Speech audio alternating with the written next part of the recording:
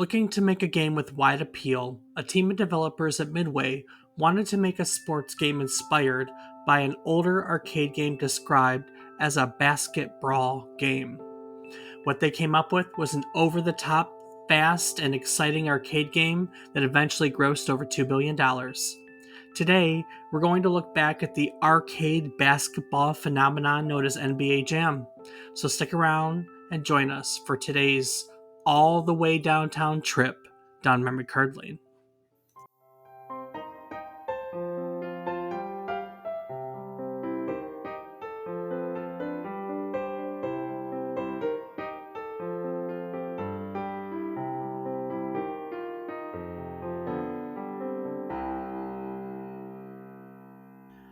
Good morning, good afternoon, and good evening. I hope these words find you well. Hello and welcome to the 85th episode of our video game nostalgia podcast, A Trip Down Memory Card Lane. Each week we take a look back at one game relevant to the current week in gaming history, and we talk about it. While doing so, we hope to teach you something new about the game, what it took from the world as its inspiration, or what it gave back to the world as its legacy. This week, we are looking back at NBA Jam, originally released as an arcade cabinet in April of 1993. I'm David Casson, and as always, I'm joined by my co-host, who is currently on fire, my brother, Rob Casson. Rob, what's it like to be on top of the world? Well, Dave, actually being on top of the world, there's no atmosphere, so there's no way for a fire to be happening. So I'm not on fire, I just am fire. So get it right. So I misunderstood the type of fire that you're on. Apparently, yeah. I mean, Well, that's a pretty shame. pretty atmosphereless, but hey, not a lot of oxygen, but on the plus side, almost zero traffic.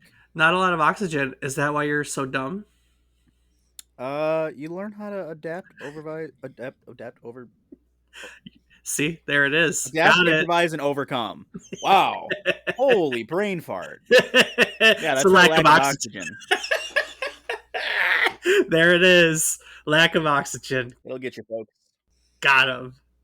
Well, it's thunderstorming behind me, so if you hear a big crack, that's cool. And what are you playing these? What you been playing? Well, Dave, this week saw a little bit of Rocket League, Ooh. some Yu-Gi-Oh! Master Duels. Ooh. I played a little bit of World of Warships. Okay. Yeah, everyone's got their thing. Uh-huh. And some of the good old Apex Legends. I think that's it. Okay. Okay. Yeah, no, that seems to be all that I've played. How about yourself, Dave? Rocket League, Forza, Guardians of the Galaxy, and what else? Guardians of the Galaxy. I played a few hours of our topic for next week, which I'm not going to give away yet because I have never played it before and it's on my list of games I'd like to play. So I started it already so Ooh. I could knock it out in time for next week's episode. And I also upgraded my computer this week, and so I had to put it through its paces. And so a bunch of really pretty games I dabbled in for a moment, like I don't know all of them, but Cyberpunk was probably the bulk of it. There's a bunch of ray tracing games. There's only a handful of those. Well, that sounds like a lot. I mean, it Look was pretty exciting on the new graphics card. yes, I did. I finally upgraded to a ray tracing graphics card, and as my wife put it, you spent all that money for that.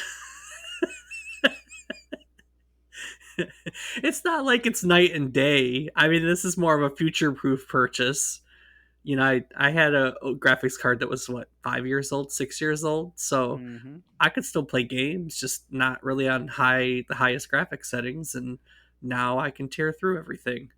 But it's not like I don't know. I guess she expected like next generation graphics kind of thing, and while it is, it's just not night and day. If that makes any sense, you know. I don't I know. mean, to be fair, how much better can it get? Well, so when you go to ray tracing and DLSS, which is all like the specifics of modern graphics cards. First of all, DLSS, it's more about performance and maintaining really pretty graphics while being able to play at higher frame rates, so smoother. But really, with ray tracing, it's all in the details, like the way the lights bounce off things and reflections and puddles. Glass reflects and is translucent at the same time. That's a unique difference. It's all these finer details that you don't need to play the game, and really, unless you're looking for them, they probably aren't going to smack you in the face. But that doesn't make them not cool, you know. So I mean, but I can pretty much turn all the games on ultra graphics and still play them at a high frame rate, so that's nice. So Well, pretty jealous about that one, Dave. yeah, well, But anyway, well, what's funny though, because I probably spent the most time on next week's gaming topic. Next week's gaming topic came out, I don't know, over 10 years ago. So here I am with this, state of the art upgrade to my computer finally that I've been saving up for, looking forward to, and I'm playing like PlayStation graphics. So Yeah, hey, it is what it is. And we also played like Terraria and things that arguably are like Nintendo, like 64, or actually earlier than that. we have a Terraria episode coming up in the next month, I believe.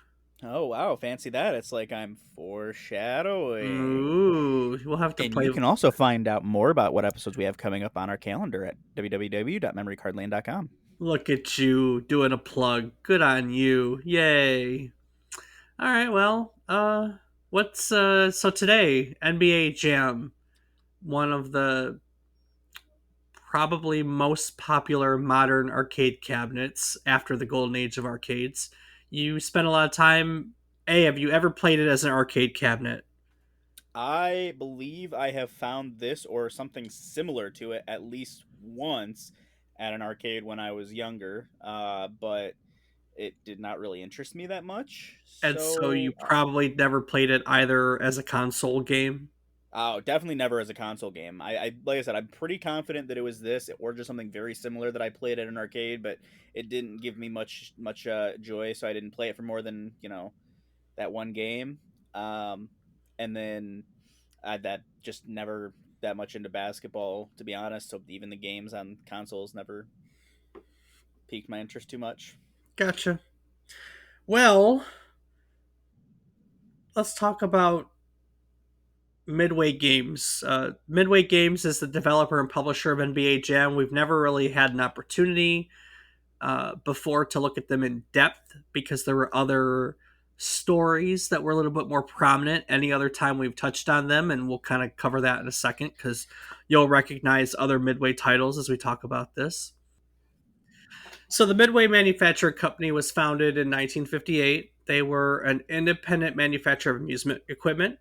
So basically, they made coin operated games, but not video arcades, not coin operated video games the way you and I think of coin op games. These are more like electromechanical games, like your early pinball machines, those little air rifle games you see at the fair, for instance. Little mini puck bowlers that would be like arcade machines where you could, mini bowling ball. I'm sure they still have things like that at Chuck E. Cheese's. I don't know. I haven't been to one in forever. So, these were all, like I said, these were games. They were just mechanical games, not video games. Video games didn't come until the 70s, as we've talked about. So, yeah, so they made all this amusement equipment, and basically, they did it through the 60s. And then in 1969, they were bought out by their biggest competitor, who was Bally. Now, Bally was known for, aside from amusement equipment, slot machines. They were the largest manufacturer of slot machines, and if there's anything we know about gambling, it's that it's plentiful and worth a lot of money. So they owned slot machines. I mean, anywhere you would went that there was gambling, there was a Bally machine, and they used all this wealth to bring Midway into their company. And so it goes that it should come as no surprise that in 1973, When video arcades rather, finally came out, Midway was one of the early makers of arcade games in the United States.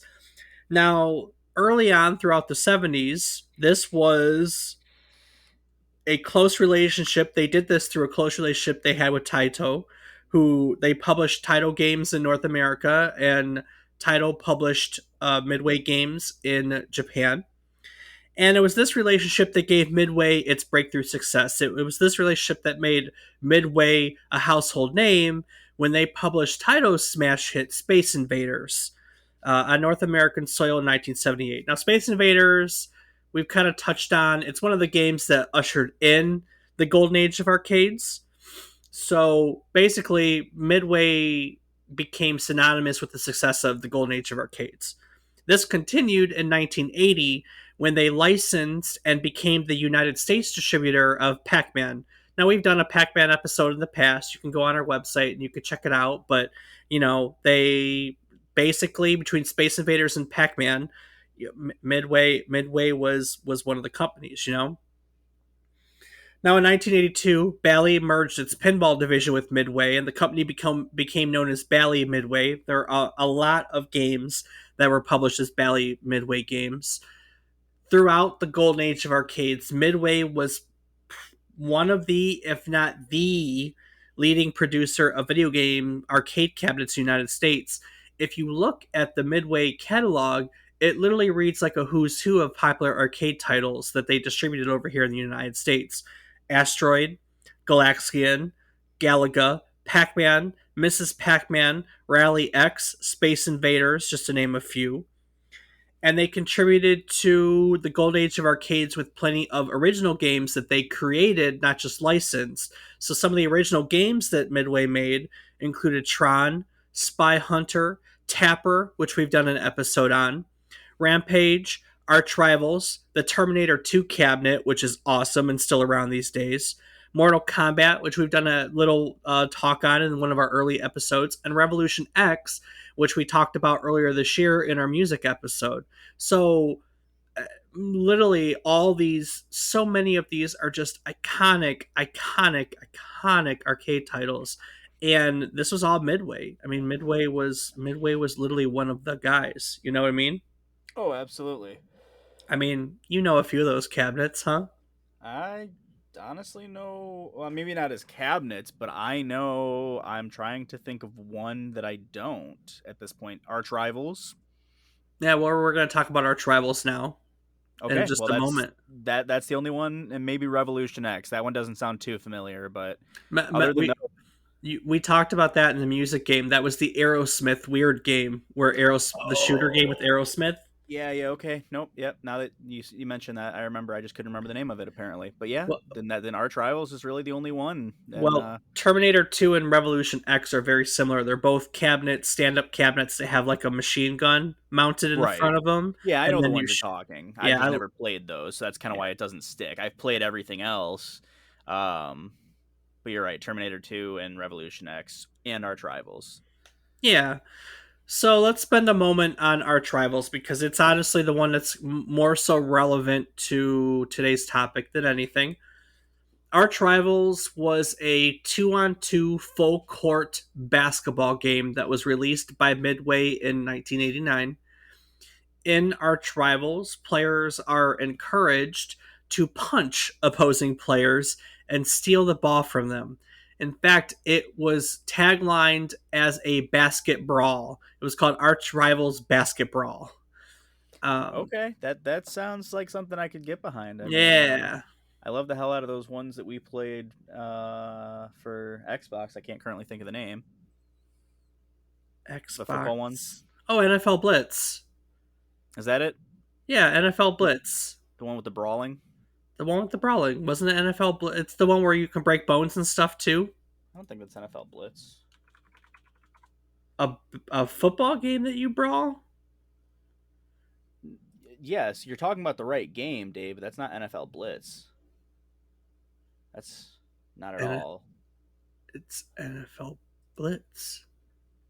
Not the one I'm talking about. That's a Okay. PlayStation game. They made NFL Blitz for like the Xbox 360 on too. Take a look. See what it is. I could be wrong. I'm not perfect. Huh. Doesn't look like the same thing I'm remembering, but all right, I'll take your word for it. Cool. But I don't remember it having the NFL tag on it. I mean, it didn't really have licensed players if that's what you're thinking. No, But it it, wouldn't. but it was NFL Blitz. NFL Blitz was the. So it was just called Blitz the League 2, and that's why I didn't realize that it was an NFL title. Oh, I gotcha. Well, originally it was NFL Blitz, and so that's the series. It actually we'll talk about that shortly, actually, because we touch on those. We touch on those in the legacy as we talk about the legacy of this game. So our Rivals Basketball stuck with a lot of people, including one of the lead designers and programmers in Midway's development studios called Mark Turmel. So Turmel had just come off of a project called Total Carnage, which I'm going to assume you've probably never heard of. No, can't say that I have. So Total Carnage was a multi-directional shooter. It's kind of what we call nowadays a twin stick shooter, but this is before there were twin sticks. You basically had you had a joystick to move and a button to shoot. So not really where like now you have a stick to shoot, but that's the most modern relation I could make. Total Carnage, I mean, all I can really say about it was that it was really expected to do well by Midway. Termel and the rest of the team that made Total Carnage were kind of had a pedigree behind them. They had just made a really popular video game called Smash TV. Now, have you ever heard of Smash TV? No, haven't heard of that one either. Okay, so Smash TV is another multi-directional shooter. It's actually a really cool one. I love Smash TV. It's a game show in the future where people compete like for their life type deal. And so basically like it's a multi-directional shooter where you have all these things coming at you and you got to shoot your way out of an arena, but it masquerades as a television show, and so it's got that campiness that game show hosts typically have and stuff like that. It's really kind of dark and twisted if you think about it, and that formula has kind of been done in movies too. I guess you could say. I think the movie Gamer is kind of the same concept, right? Sure. I don't know. I don't think I've seen Gamer. Oh, okay. Well, that one's got Gerard Butler in it. I'm pretty sure it's a similar deal. But anyway, they made Smash TV, and Smash TV was a success. So they tried to recreate the formula with a different story, different everything in a game called Total Carnage, and everyone expected Total Carnage to do really well, but it didn't. It failed commercially. It failed critically. It just for whatever reason, Total Carnage fell on its face. And so, after Total Carnage, Termel decided that he wanted to design a game with wider appeal.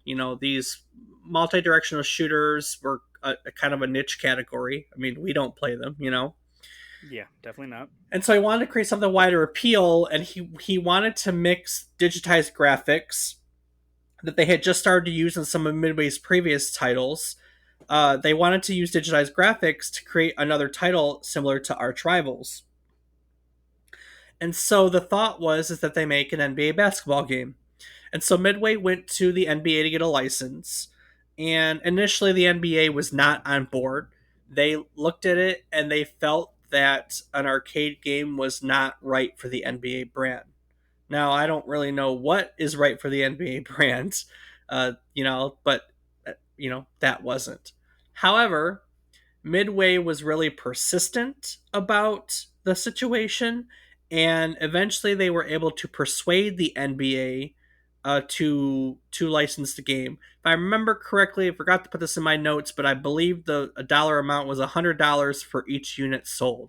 So that's what it cost them to license this game. Um, yeah, Wow. yeah.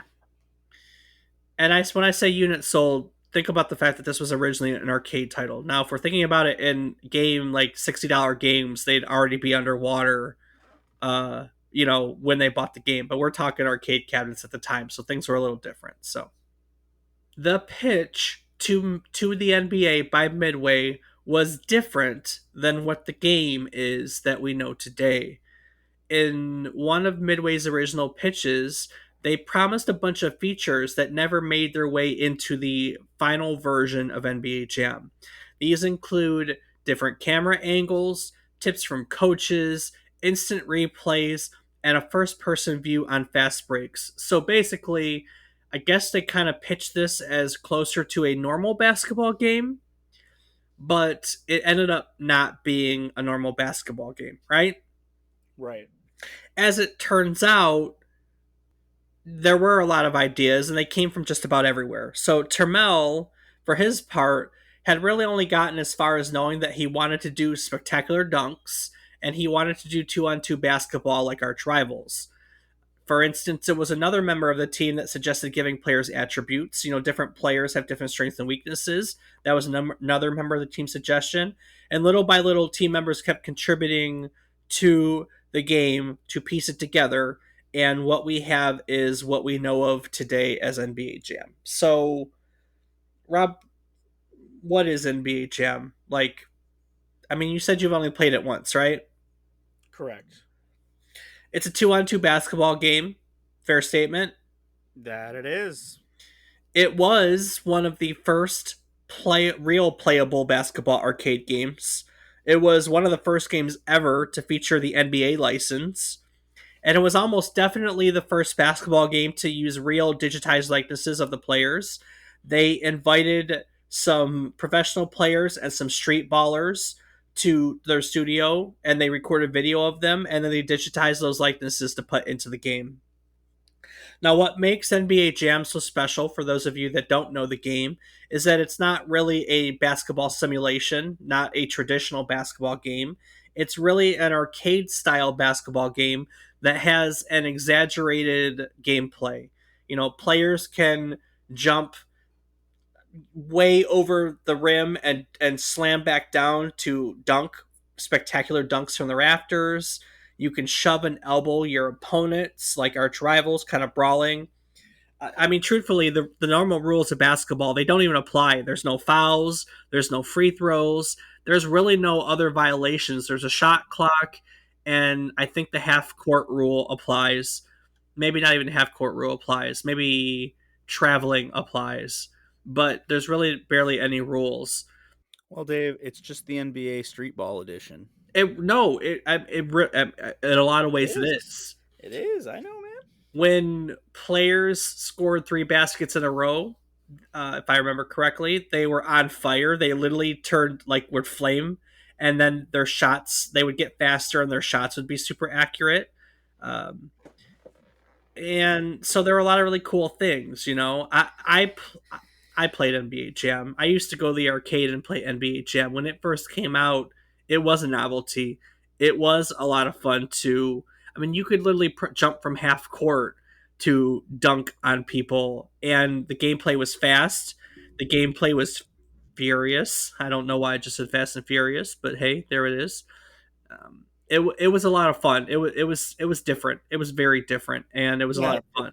Dave, What? when you can do a super high half court dunk on someone in life, you don't have to do it in a video game. Very true. But I'll tell you, so one of the things that I remember, and a lot of people probably remember most fondly about the game, were its Easter eggs. They had a lot of cheat codes. They differed between different versions of the game. So the arcade version had a big head mode, which honestly kind of speaks for itself. I think there was where you could another one of the console versions that you could turn the rink into an ice rink, so there was no grip. It was hilarious. But I remember my favorite part was there was a ton of hidden players. In the arcade version, it was a few made up basketball players and all of the developers, not all of developers, but a handful of developers you could play as, including Mark Termel. Um, some of the Stephen Howard was one of the basketball players they digitized. He was on there, and there was another basketball player. He was a street baller that they brought in. He was on there too. I can't think of his name right now, but the guys that they used to digitize became hidden players. In the home versions, as this game was ported, it was eventually ported to everything. I remember playing it on Super Nintendo, I think. At the time, you could also play as President Bill Clinton. You could play as First Lady Hillary Clinton, and you could play as Vice President Al Gore. And if I remember correctly, in one version, Funkmaster George, oh God, what's his name? What's the guy with the crazy hair? Uh, you know what I'm talking about, don't you? Not really, no. Funkmaster, like old guy, dreadlocks, glasses, always plays funk music. George Clinton. Is it George Clinton? George. Someone's gonna roast me for not remembering. And Yeah, I think this is a little before my time, Dave. you don't listen to funk music at all?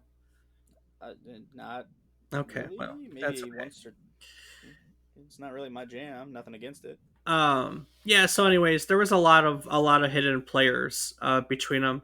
There were a lot of hidden players that got knocked out too. At one point they were going to bring Bart Simpson into the game. He got knocked out.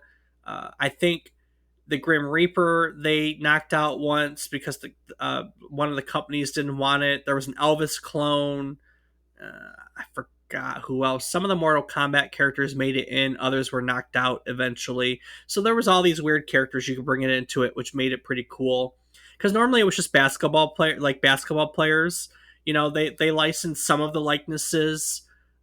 They licensed some of the likenesses for all the sport teams. Although there were some popular players that were not in there, like Michael Jordan, for instance. Michael Jordan still played then, but Michael Jordan owned his own likeness. He had bought it from the NBA. I think Shaq did too, and so they weren't in it. Although Shaq later was in it, became a hidden character or something like that. And then eventually, cool side note, they made a copy of the game with Jordan in it, and only Jordan has a copy. There's exactly one copy of the game. He's the only one who has it, and it's got him in it. There was one other basketball player that did that too, who I can't remember at the moment. Um, That's pretty interesting, actually. Want to know something else really interesting when we're on the topic of Easter eggs? What's that, Dave? So Mark Turmel is from Michigan. He graduated with his degree from Ferris State University. And in an interview in 2008, he confirmed a really long held suspicion that everyone had that the game had a bias against the Chicago Bulls. So Turmel is a Detroit Pistons fan, like a lot of us from Michigan. And he programmed the game in such a way that the Bulls would miss last second shots in close games against the Pistons. So, Wow, that's yeah, I know, right? That's oh, one. that's good. That's one of those weird ones. That's good, actually. I like that a lot. Yeah, yeah, yeah. And it was very specific, right? It's not like they would always lose, but they would miss last second shots in close games against one another. That's how it was specifically programmed. So I mean, hey, that's a small thing. Just don't play the Pistons, baby. You won't have to worry about it I know, I know. or getting embarrassed. But hey, on to the game again. Well, that's about it to be honest with you. I don't know. Like I said, I used to play this in the arcades. It was a lot of fun. It was fast. It was fast and fun gameplay, and the most popular one was called the Tournament Edition. It was an upgraded version to the original. Came out I think a year later, and it could support 4 players. If I'm not mistaken, eventually they made an 8-person version of this game at the like cabinet wise, like one of those huge ones. How does that work? Is it like super long or is it Yeah, like yeah, yeah. It's got a really big exaggerated joysticks, and a large screen. This is way later on, like when 60-inch screens were invented, type deal. I'm pretty sure that's the modern version that they have a much bigger version. More people can play with a big screen. But originally it was 4 people, and it was one of those that was just a lot of fun to go to the arcades and do all this exaggerated crap.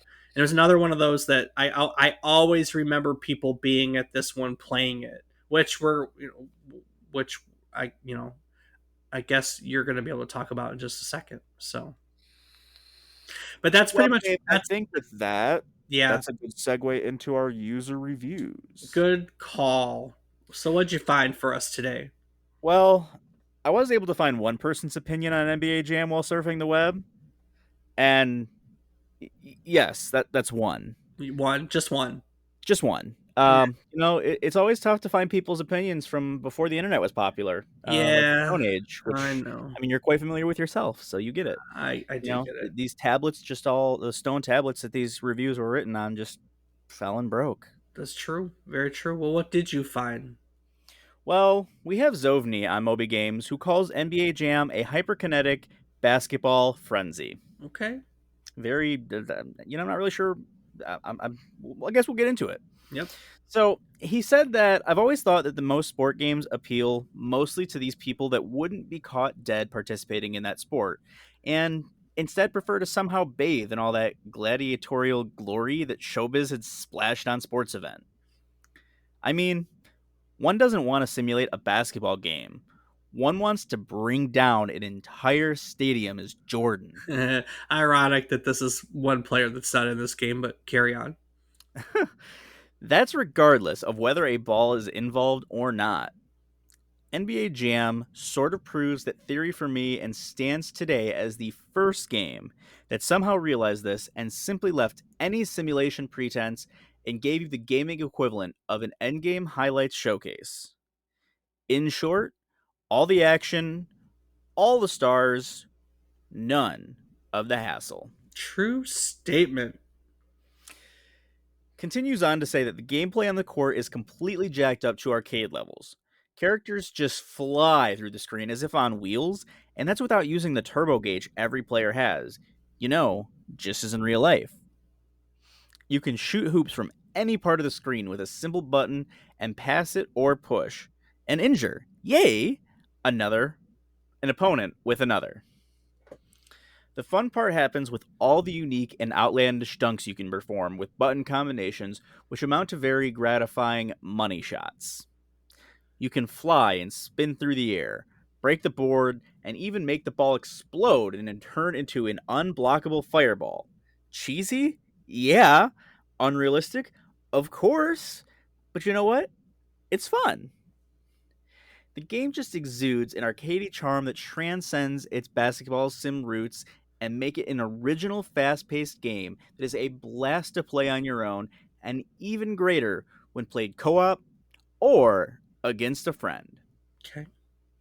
However, it could get old real fast. Unless you make a constant use of its multiplayer capabilities, you won't get much fun out of the limit arcade and tournament modes. After all, there's really nothing that lifts the game up from being a simple arcade game with equally simple gameplay.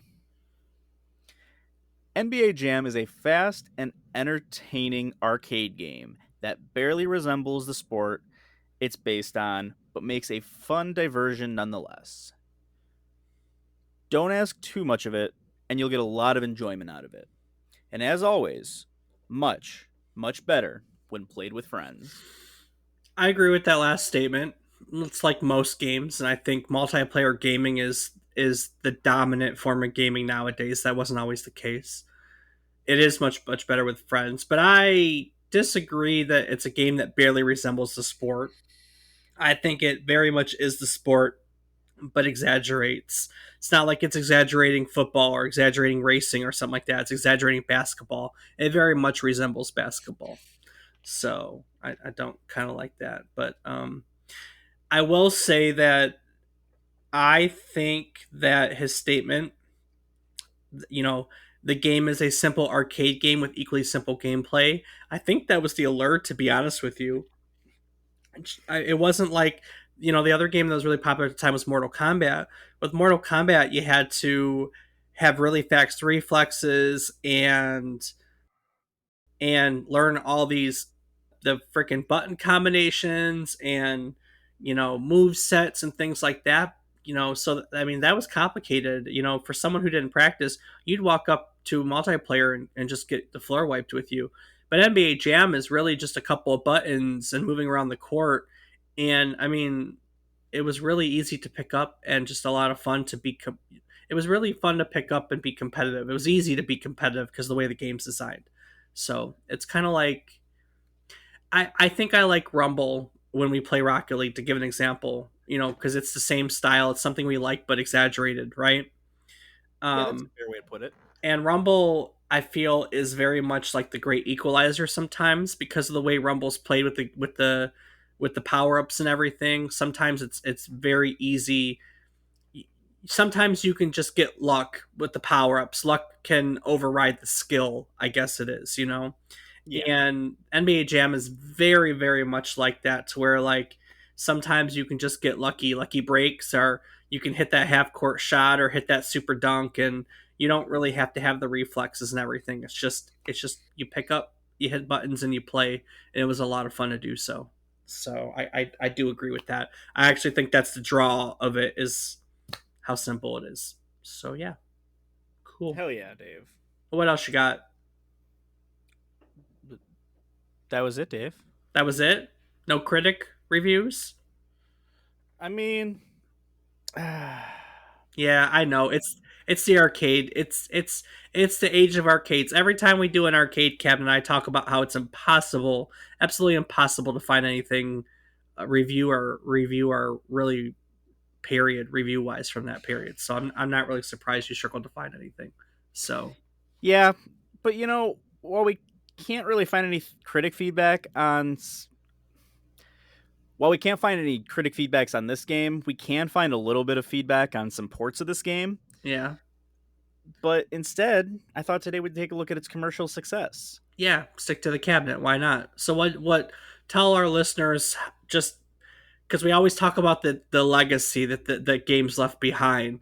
How big of a game was NBA Jam?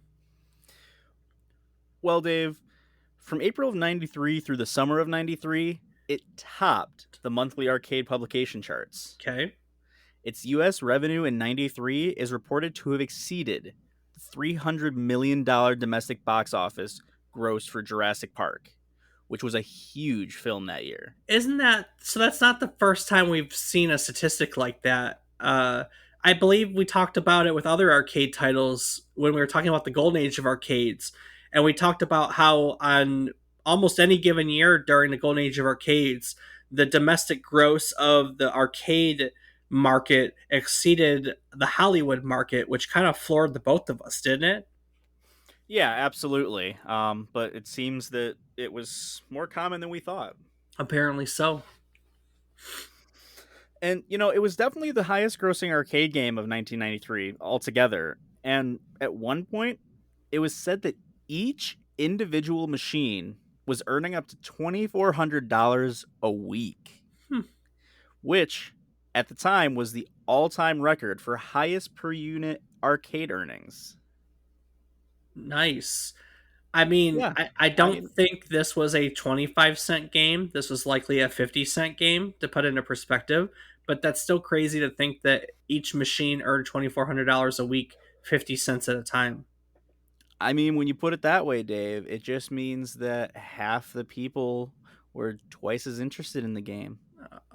Okay. Just imagine how much it would have made if it was a 25-cent game. Oh, $1,200?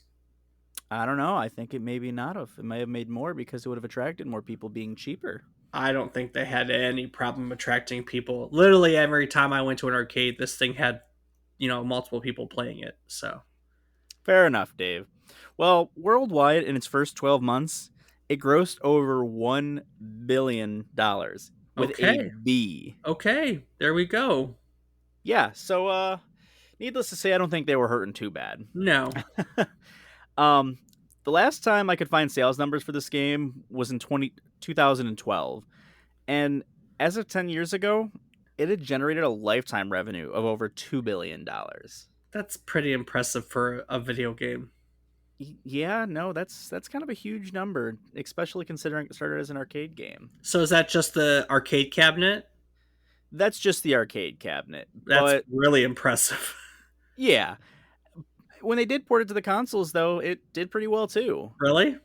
Yeah, it was actually the top selling Genesis and SNES game in February of 94. Okay. All right. I guess that's pretty good. Yeah, and it was the second best selling home video game of the entirety of 1994, just behind Donkey Kong Country. Oh, that was a solid game. Donkey Kong Country was a really good game actually. Yes, but considering this game was still number 2 the entire year. And So, that's it's just you wouldn't think so, right? Cuz it's just a sports title. We both think of and we don't think of the popularity of sports titles in the same time. I definitely don't think like the Madden series, which is probably the best known sports series, is as popular as it used to be. But they're still sport titles are still pretty popular. But I still wouldn't put it at the second best selling game of the year. yeah, I don't know. I think maybe sports are more popular than we think. I know a lot of people talk about 2K and all of that. So That's true. I mean, Yeah. just kind of depends on where you're at too in the world. You know what I Yeah, mean? fair enough. People in whatever.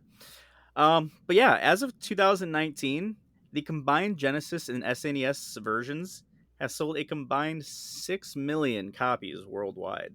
Not bad for a 1994 game at all. No, that's pretty impressive. $2 billion is just an arcade title, and still 6 million copies as a console version. I'd say this game did pretty damn well. Yeah. Well, so let's talk for a moment about the legacy it left behind. It really popularized the phrase "he's on fire," "he's heating up." People got that from that, and "Boomshakalaka." That's definitely from NBA Jam. I think we've probably seen that in some exaggerated YouTube memes. I'm Um, sure sometime. Yeah. and probably most importantly, I think, we already kind of touched on it.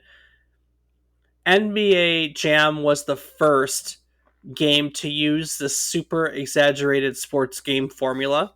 The, I guess you could say, arcade style of sports games, because prior to this, all sport games were simulations. That was what everyone wanted to do, was a simulation game. And, this was really the first one that that branched out of that. And it became a thing, to be honest with you. We were talking about the NFL Blitz series. Like you said, you remember Blitz to the League. The first one was NFL Blitz. That was a football game where kind of no holds barred. You could fight. I remember you could break bones. That was the fun of it. You could do these super huge hits that you could break bones and put players out. Um, NHL Hits was an NHL version of it. MLB Slugfest was a MLB version of it. NASCAR Heat? No, NASCAR. What was the NASCAR one? They did like a power up version that was like this. See, the funny thing is, Dave, I have not heard of these titles before. Really? Yeah, no, I had no idea there was an NHL version or MLB or NASCAR. I'm surprised, but to be honest, I've only played a couple of NASCAR games, so I guess that kind of makes sense too. But All yeah, right, but yeah, to be fair, how many sport games do you play as a video gamer? consistently, Yeah, really just NHL. yeah. I mean, it's not that the sports as a genre is not normally your thing. I mean, that's fair to say. I mean, hey, we do play hockey pretty often, don't we, Dave? Yeah, we do. Uh, there were others in this formula. NBA Ballers comes to mind. That's a street balling version of an NBA game. I mean, they've done stuff like this, but those are your big ones. There was one specific for each genre for the longest time, and I mean, really, any sport title that was more arcadey than simulation wise can really trace its roots back to arch rivals and NBA Jam, and thus arch rivals. There just weren't a lot of arcadey style games. Everyone wanted to be simulation, which just got better as the technology could get better with it. Because you could always make an argument for like Tecmo Super Bowl wasn't very realistic. Well, it was about as realistic as those systems could handle. Absolutely. But the intent of NBA Jam and Arch Rivals was to not be realistic, and that just it stuck. This is where it stuck. Honestly, this is where the arcade sports genre, probably got its greatest contribution, was with NBA Jam. It just kind of took off from there. So there you go. That's it. That's what I What have to say about NBA Jam. was there any soccer title like this? That's a great question. Uh, we kind of had funny enough to talk about. There was a Kung Fu soccer title on the NES, wasn't there? I have no idea. Yeah, yeah. The super. I used to play them. We talked about them when we did the River City Ransom episode, because they were done in that same genre, and I think it's fair because those were arcade style sport games too that were okay, but this is the one that really, the most popular, because that one had an exaggerated volleyball game, and that one had an exaggerated soccer game. Um, Yeah, super b-ball or super something or another. It's not coming to me now, but that's a good question. I don't know if there's an equivalent of soccer. Someone out there is going to know and scream at me, but I don't know if there was a soccer equivalent of the this specific, like, because Blitz Hits and Slugfest were all Midway games. They took that genre. I don't think they ever took soccer one, because I don't think they ever had the FIFA license. I think that one stuck with EA until recently. So Could be a possibility for a new game. yeah. But I do remember that there was that NES one that was done in that same universe, that like they had superpower kicks. Like one was a like, I don't even know how to describe it. It was like a curveball that went super fast, that if it went through the goalie, it would knock the goalie unconscious. It was hilarious. Nice. Loved it. Loved it, loved it, loved it. So, but yeah, there you go. NBA Jam gave us exaggerated sports games. Well, it popularized exaggerated sports games, to be fair. So yeah. Right on, Dave. Okay, that's all I have. That's it. That's it. That's really it. We learned about Midway. We learned about NBA Jam. We learn about a lot of things every week. And if you want to take a look more at what we learn in old episodes, or see what we're going to learn about in new episodes, you can do so by going to our website at www.memorycardlane.com, where we have a calendar of upcoming events, show notes, list of old episodes, our biographies, links to our Discord, links to our Patreon, and links to our social media. I am on Twitter as David is Wrong. I probably don't tweet as much as people that follow me would like me to, but such is life. Rob, what do you do it on social media these days? I can be found on twitch.tv/FATBOIRIPZ. Awesome. Well, each week we try to teach you something new about the game we cover, what it took from the world as its inspiration, so its roots, or what it gave back to the world as its legacy. I touch base on all of them each week. And in doing so, we admit, let's be honest, when you teach people something, you learn something yourself. That's the beauty of teaching, right? So every week we recognize this by going roundtable and talking about our biggest takeaway, what we learned each week. So, Rob, what did you learn today? Well, Dave, I learned that this game, as just an arcade title, sold $2 billion. Yeah, That's insane. I Just know. I mean, I mean, I'm not exaggerating. Like, this was one of those cabinets that people were lined up to play. That it it's just just mind-boggling to me for knowing how games are nowadays. Yeah, Like you don't arcades. I know. Well, you don't have that basis. A lot of people that are younger, that are what that grew up playing games when arcades were dead, don't really understand that concept, that people lined up to play arcade cabinets, and this was one of them. This was one that everyone wanted to play. It always had people standing around it, and like you the moment you saw someone walk away, you'd like run to try to get out of the cabinet. Yeah, see, I missed that part, and that would have been kind of cool to get to see. But Yeah. yeah, such is life as a youngin. There are its give and takes with it. Oh, I mean, gaming nowadays is beautiful in its own respect. We may not have the location and social aspect, but we're more connected now as gamers. I mean, let's be honest. Before, if you went to an arcade, you may have met a few people from your local small town, but nowadays you could literally game with anyone across the world at a moment's notice. It's beautiful, really. No, undeniably. So But get a lot of heat from the non locals as well. So, true enough. but anyway, enough about that. What about you, Dave? What did you learn today? I never knew this game took inspiration from Arch Rivals. I mean, I know of Arch Rivals. I've seen it in the arcades, probably played it, but I never I mean, let's be honest, when you come up playing games, you don't really pay attention to who makes what. That's something that you kind of learn down the line. I mean, for me, that's part of the I get I'm always reluctant to say this, but I guess in a lot of ways I can call myself a video game historian now, because we've been doing this for a couple years, talking about the history of video games, and I mean that's what historians do, right? Um, so from that standpoint, you really don't pay attention to who makes what and everything until you kind of start to look at it academically. So you don't put two and two together. So for me, my biggest takeaway was learning that this thing was inspired by Arch Rivals, and learning about the Smash Brothers Total Carnage connection.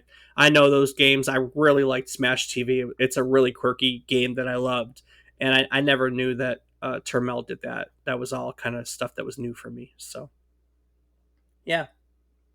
Well, Well, Rob, right on. before I take it out of here, is there anything else that you wanna anything else that you wanna add? Um, about the game, no. No. No, not about the game. But Okay. as always, I will take a second to say thank you to all of our listeners.